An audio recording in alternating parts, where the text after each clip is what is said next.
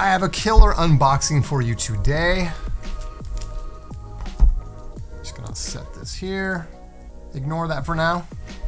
So I've been thinking, is now, right now, September 2023, the best time to be a collector of vinyl records? I don't know, but it's definitely not a bad time.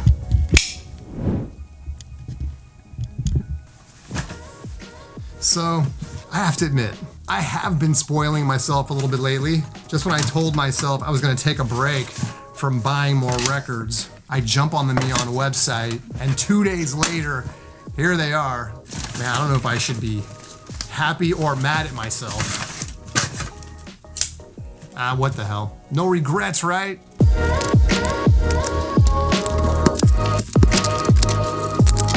You know I love a box within a box. I love the extra protection. And of course, come on, it's Numan. Your records are always gonna arrive swiftly and damage-free. All right, let's do this. Oh yeah, baby. First up is U2's Joshua Tree from 1987. I think this is U2's 5th studio album, if I'm not mistaken, but who's counting? I think this was sort of their mainstream breakthrough. Yeah, they already had some great albums under the belt, but Joshua Tree really skyrocketed U2 into another dimension. In fact, this used to be the fastest selling album in British history. I'm not sure if that's still the case, but this album also won the Grammy for Album of the Year. This is just a beast of an album. And of course, because these came from Numan, you get the outer clear sleeve. You also get the inner clear sleeve with the vinyl. There's the label. And what's nice is they take all the inserts, they put them in the back too, so you don't have to dig through it. Here's the poster. Boom.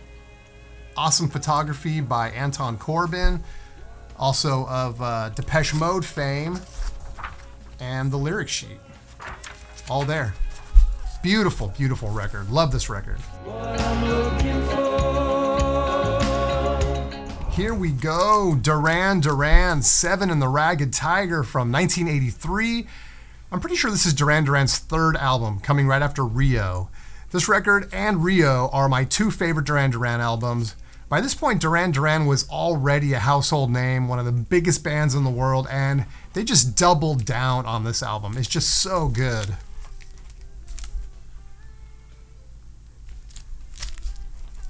And man, so far these things are just in beautiful condition. Love it, love it! All right, next up, Billy Idol. Self-titled debut from 1982. As we continue to kind of go backwards in time here, Billy Idol really hit the ground running with White Wedding and Hot in the City, and he immediately established himself as an MTV and mainstream force. Look how young he is here, man. Remember when our rock and roll heroes were just kids? I don't. White Wedding. All right, this one might be a little bit of a sleeper. This is Scritti Politti's 1985 album, Cupid and Psych 85. They're kind of an easy listening synth pop band. The songwriting is very good, and I really love the tunes Absolute and Perfect Way. There were like 6 singles off this album, and Perfect Way is probably the most well-known. Really cool album, and very happy to add this to the collection.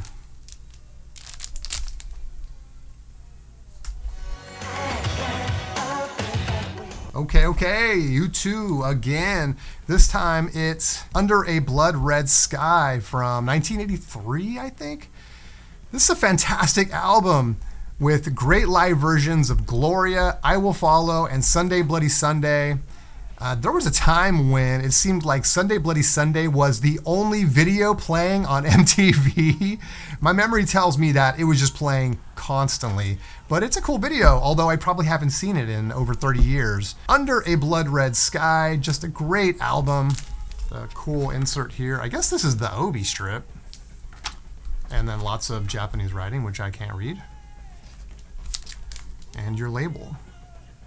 Again, very clean, man.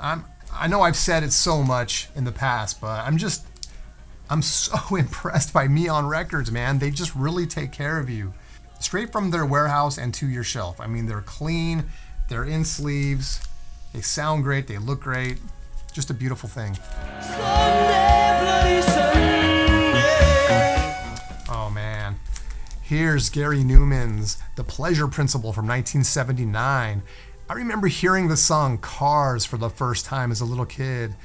It was on the radio constantly, and it's really the first time I can remember ever hearing anything quite like it, with the heavy synthesizers and sort of odd vocals. I just thought it was so cool. But this whole album is really great, and this one comes with a sweet Obi. Love that Obi strip on the Atlantic label.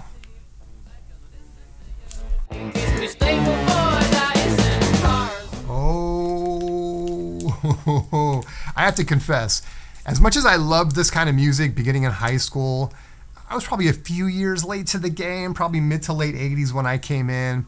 I didn't know anything about this album, despite having heard of the band. And by this kind of music, I mean, I guess what we call gothic rock, in tradition of the Bauhaus and the Cocteau Twins. This is Modern English, Mesh and Lace from 1981.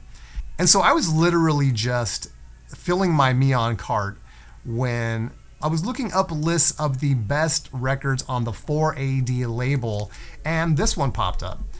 And so, you know, I sampled a few songs on Spotify, and I was very impressed. Man, I just cannot wait to spin this thing. And included with the really nice Obi strip there. I love when the Obis really go well with the album cover art.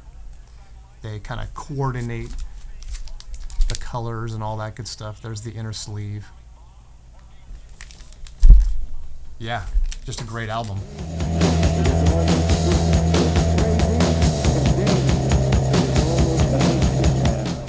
All right, here it is, the album I would have added to my best of the 60s list if I'd had it in my hot little hands. But we've got it back in the collection now. And this is Blind Faith's self-titled first and only album from 1969. Blind Faith, of course, is the supergroup that contained Eric Clapton, Steve Winwood, and Ginger Baker. This is one of my favorite albums from the 1960s, and maybe just one of my favorite albums. Winwood wrote the iconic tunes Had to Cry Today, Can't Find My Way Home, and Sea of Joy. This cover, incidentally, was just too much for US audiences, so another less traumatic cover was commissioned. Perhaps this one is more familiar to you. Either way, this is just a beautiful album.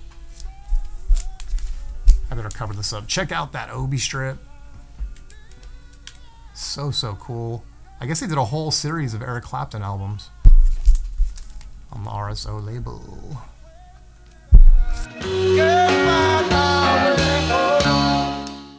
All right, we're down to two left, and these are some heavy hitters. Let's start with Led Zeppelin's third album from 1970. This is the Japanese press from 1976 with a beautiful Obi strip.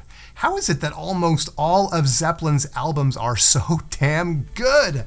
I can only think of one exception where there's any waning in quality whatsoever, and even then, only in comparison to the others. This album includes the classic Immigrant Song, which interestingly is the shortest song on the album, clocking in at 2 minutes and 26 seconds, but this whole album is a masterpiece. Hey, my eyes are up here. Okay, we're gonna get to that. Just one more album to go.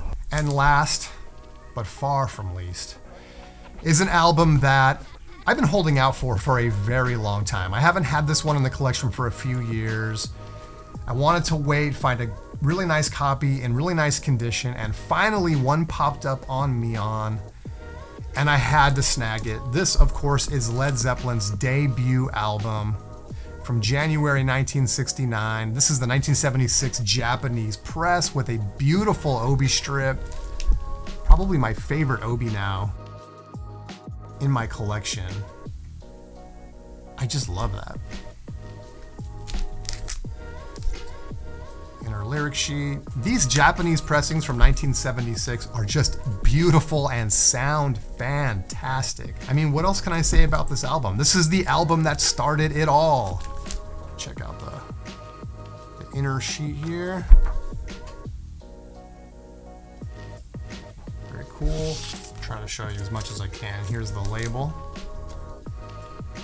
Again, 1976 pressing. And it also includes the poster. And this thing looks like it's never been opened. I'm kind of afraid to do so, but I might as well show you. Maybe you don't know this comes with a poster if you've never seen the poster. Oh, trying to do this without... I'm doing this just for you. I'm trying to do this without damaging it.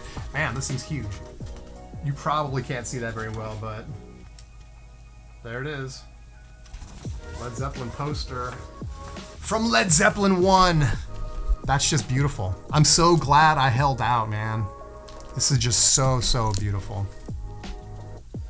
All right.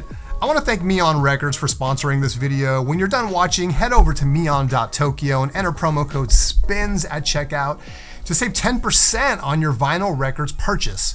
Neon always ensures that your albums arrive swiftly and damage-free. I mean, this order arrived in 2 days. I'm not kidding you, 2 days! And it was here before noon. Just very impressive. Hop on over to neon.tokyo and treat yourself to some great records, just like I did. All right, so what's up with this? Well, to tell the truth, as much as it pains me to say this, I'm giving this album away. This is the phenomenal 1976 Japanese press of Led Zeppelin IV with the beautiful Obi strip. This pressing gets extremely high marks on Discogs. By all accounts, it sounds amazing. To have a chance to take home this fantastic album, just click on this video up here where I lay out the ground rules for taking this baby home. But before you go, I want to thank you for stopping by. I want to thank today's sponsor, Neon Records. If you like this video, please consider subscribing. It really helps the channel and ensures that I can continue to create above average content for you. Don't say that. It ensures that I can continue to create fantastic content for you. Better. Anyway, I appreciate you watching and I will see you next time.